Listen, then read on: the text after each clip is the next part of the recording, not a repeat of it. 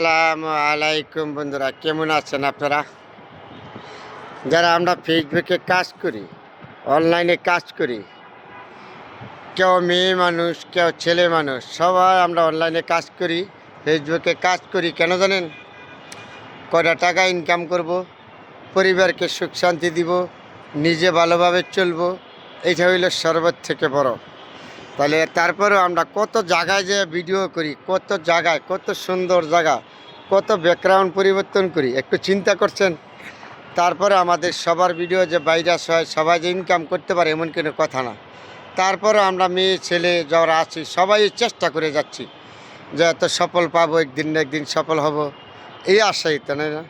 তাহলে একটা চিন্তা করেন, কত খালে বিলে জঙ্গলে যাইয়া, কত পাহাড় টিলায় যাই আমরা ভিডিও করি, যাতে আমাদের ভিডিওটা ভাইরাস হয়, মানুষের দেখে আমরা ইনকাম করতে পারি। চেষ্টা তো আর কেউ কম নাই, ব্যর্থতা পরে, আগে চেষ্টা। তা আল্লাহ বলেছে না, চেষ্টা করে, চেষ্টা করলে অবশ্যই চেষ্টার ফল মিলবে। তা আমরা চেষ্টার কোনো ঘাটতি রাখি নাই। সবাই আমরা ফেসবুকে কাজ করি, দিন রাত পরিশ্রম করি, কত সুন্দর জায়গায় যাইয়া ভিডিও করি, জঙ্গলে পাহাড়ে গাছের নিচে, নদীর পার খালে বিলে, কত ছাদের উপরে, কত জায়গায় যাইয়া।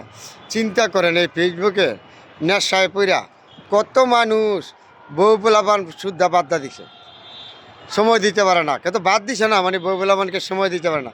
কত মানুষ স্বামীকে সময় দিতে পারে না, কত কথা বলে পাড়ার প্রতিবেশী টাকার জন্য। দেখেন আপনার পিছনটা কত মানুষ যে সমালোচনা করে, এই যে ফেসবুকে কাজ করতে আইসি পরে দেখা গেছে, বুঝতে পারছি মানুষ সমালোচনাকারী সর্বত থেকে বেশি। পিছিয়ে আপনার সমালোচনা করে টাকার লেগে, ডলারের লেগে পাগল হয়ে গেছে। আরে ভাই, টাকার লেগে ডলারের লেগে কামাইছে না, কেটা না চায় টাকা ইনকাম করতে।